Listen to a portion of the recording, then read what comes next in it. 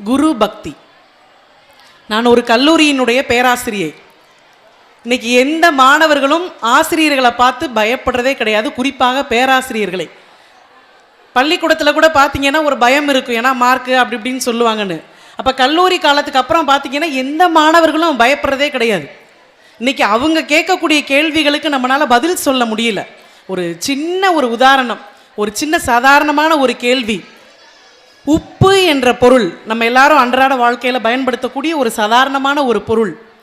உப்பு என்பது சைவமா அசைவமான்ற ஒரு சின்ன கேள்வி. அதுக்கு ஒரு 10 நிமிஷம் கழித்து ஒரு மாணவி எந்திரிச்சு பதில் சொல்கிறான்.